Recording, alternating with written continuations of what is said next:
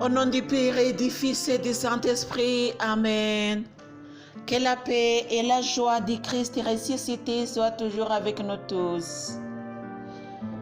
Mes chers frères et sœurs en Jésus-Christ, nous continuons à méditer sur ce que Jésus m'a dit lorsqu'il m'a envoyé chez toi. Il m'a donné un message que j'ai résumé en 3 mots. C'est la conversion, c'est la repentance, c'est la prière. Hier, nous avons médité sur la conversion. Aujourd'hui, nous allons parler sur la repentance. Se repentir, c'est laisser le mal que tu faisais auparavant. C'est quitter, alléluia, c'est aller loin de ce qui est mauvais.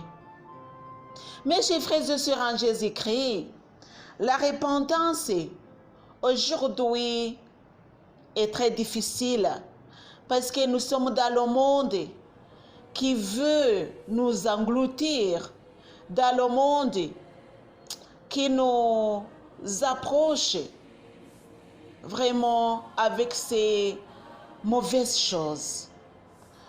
Jésus nous dit, repentez-vous et croyez à l'évangile. Lisons dans la Bible, c'est l'évangile selon Saint Matthieu, chapitre 3, du verset 7 au verset 10. Appel de Jean à la conversion. Comme il y voyait beaucoup de pharisiens et de sadducéens venir à son baptême, il leur dit, engeance de vipères, qui vous a montré le moyen d'échapper la colère qui vient. Produisez donc du fruit qui témoigne de votre conversion et ne vous avisez pas de dire en vous-même, nous avons pour père Abraham. Je vous le dis, des pierres que voici, Dieu peut susciter des enfants à Abraham. Déjà la hache est prête à attaquer la racine des arbres. Tout arbre donc qui ne produit pas de bons fruits va être coupé et jeté au feu. Tel est l'évangile de Jésus. Chers frères et sœurs en Jésus-Christ, c'est la repentance. C'est la conversion à la repentance. C'est-à-dire que nous nous sommes convertis lorsque nous avons cru que Jésus est à côté de nous. Mais ça ne suffit pas. Ça ne suffit pas de dire que je suis converti. Il faut aussi témoigner de la conversion. Le témoignage de la conversion, c'est la repentance. Lorsque tu te réponds, c'est-à-dire que tu vas voir le mal que tu faisais, les mauvais esprits qui t'ont guidé, et les chasser de toi, et les chasser loin de toi. Alléluia. Et quand tu chasses ces mauvais esprits, ces mauvaises pensées, vous allez être une nouvelle créature. Alléluia. Vous allez commencer une nouvelle vie. Alléluia. Une vie pleine de joie, une vie pleine de sainteté, parce que vous essayez de vous faire saint. Ce n'est pas si facile, oui. Mais je le dis tous les jours, Jésus ne nous a pas appelés pour faire ce qui est facile. Même lui, quand il est venu, il n'est pas venu pour nous montrer ce qui est facile.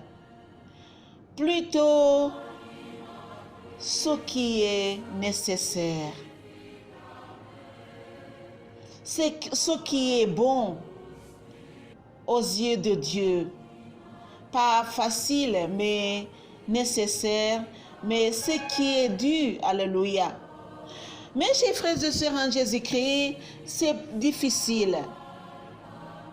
Avoir de bons fruits, ça ne sera pas facile, mais c'est nécessaire. Jésus lui aussi a souffert pour nous sauver. Ce qui fait que nous devons aussi accepter la souffrance pour sauver le monde. Alléluia. Mes chers frères et sœurs en Jésus-Christ, nous devons témoigner, alléluia, témoigner de ce que nous nous sommes repentis. Jean-Baptiste dit, produisez donc des fruits qui témoignent de votre conversion.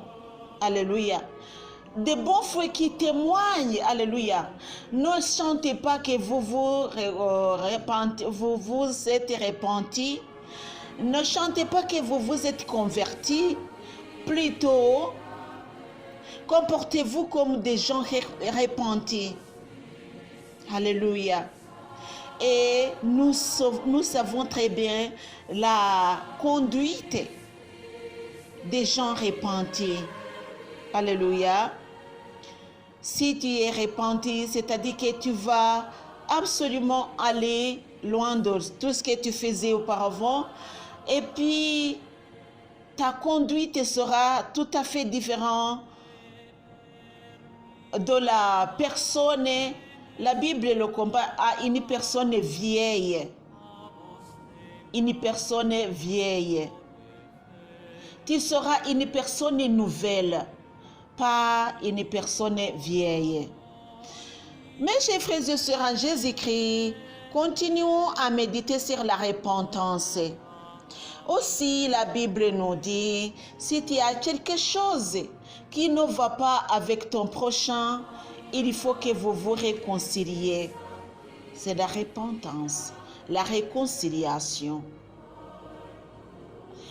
Réconcilions-nous lorsque nous avons des problèmes. Et aussi la Bible nous dit, si tu vas à l'autel pour présenter tes offrandes, et là-bas tu te souviens qu'il y a quelqu'un avec qui vous avez un problème, laisse les offrandes là-bas, viens rencontrer la personne pour que vous puissiez vous réconcilier et puis revenez à l'autel pour continuer avec tes offrandes. Sinon, tes offrandes seront toujours à l'autel. Tu prétends que tu as offert à Dieu, mais tes offrandes sont toujours à l'autel parce que tu n'as pas voulu te comporter comme il faut, comme le demande la Bible. C'est la repentance. Repentez-vous, mes chers frères et sœurs en Jésus-Christ. Repentez-vous, laissez les mauvaises choses que vous faisiez auparavant et les conduites d'autrefois. Laissez-le, alléluia, et suivez Jésus. Jésus, quand il est venu, il m'a parlé vraiment. Et quand je dis que Jésus m'a parlé, beaucoup d'entre nous disent que c'est un mystère. Oui, c'est un mystère, mais Jésus parle. Alléluia. Il parle à n'importe qui. Alléluia. Et même aujourd'hui, toi aussi, il te parle à travers moi.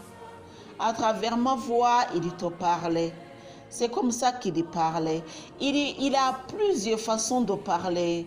Lui, il m'a dit plus de 10 façons dont il parlait à ces personnes, à ces gens. Mais nous savons seulement peu d'entre eux, mais d'autres, nous ne savons pas que c'est Dieu qui communique à nous. La communication de Dieu est vraiment proche de nous parce que Jean-Baptiste disait le royaume de Dieu est proche. Si le royaume de Dieu est proche, c'est-à-dire qu'on peut le retrouver parmi nous. Et vraiment, nous savons que Emmanuel signifie Dieu parmi nous, c'est-à-dire que le royaume de Dieu est parmi nous. Jésus nous a plusieurs fois dit, si on vous demande d'aller sur la montagne là-bas, sur la colline là-bas pour me trouver, pour me chercher, n'allez pas là parce que je ne me trouve pas là-bas. Moi, je suis toujours avec vous. Je suis parmi vous. C'est ce qu'il nous a dit. Et par conséquent, répentez-vous, mes chers frères et sœurs en Jésus-Christ. Répentez-vous parce que c'est ce que Dieu nous demande de faire aujourd'hui. Mes chers frères et sœurs en Jésus-Christ, aujourd'hui Jean-Baptiste nous dit de produire des fruits qui témoignent que nous avons rencontré Dieu. Aussi, dans les actes des apôtres, il y a ce qu'on nous dit, qui témoignera de notre repentance et de la conversion, bien sûr. C'est la première communauté. Ils étaient assidus à l'enseignement, c'est l'acte des apôtres, chapitre 2, verset 42 au verset 47. Ils étaient assidus à l'enseignement des apôtres et à la communion fraternelle, à la fraction du pain et aux prières. La crainte gagnait tout le monde. Beaucoup de prodiges et de signes s'accomplissaient par les apôtres. Tous ceux qui étaient devenus croyants étaient unis et mettaient tout en commun. Ils vendaient leurs propriétés et leurs biens pour en partager le prix entre tous, selon les besoins de chacun. Unanimes, ils se rendaient chaque jour assidûment au temple. Ils rompaient le pain à domicile, prenant leur nourriture dans l'allégresse et la simplicité de cœur. Ils louaient Dieu et trouvaient un accueil favorable auprès du peuple tout entier. Et le Seigneur adjoignait chaque jour la communauté, ceux qui trouvaient le salut. Telle est la parole de Dieu. C'est-à-dire qu'avec la conversion, avec la repentance, nous serons soumis, alléluia, assidûment à ce que Dieu nous dit. Cette conduite, cette communauté nous montre qu'il y avait vraiment la conversion et la repentance. La conversion et la repentance ont toujours le même résultat qui va nous mettre loin du péché. Alléluia. Peu importe là où tu passes par, que tu passes par la conversion, que tu passes par la repentance, que tu passes par, tu vas arriver à Dieu. Bien sûr, avec des fruits, de bons fruits, bien sûr. C'est-à-dire que tu peux prier, mais pas sans fruits, ça peut donner rien. Tu peux te répandre sans fruits, ça peut rien donner. Parce que Jésus nous a dit, vous allez les reconnaître à partir de les fruits. C'est-à-dire que les fruits, l'apparence, bien sûr, c'est ce qui va témoigner que tu as rencontré Dieu. Mes chers frères et sœurs en Jésus-Christ, c'est notre tour. Aujourd'hui, c'est la repentance, c'est la conversion et nous allons faire un effort pour arriver là où Dieu veut que nous soyons. Alléluia. Je vous souhaite tous la paix et la joie du Christ ressuscité. Alléluia.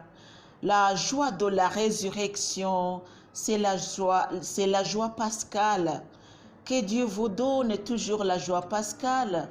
Au nom du Père et du Fils et du Saint-Esprit. Amen.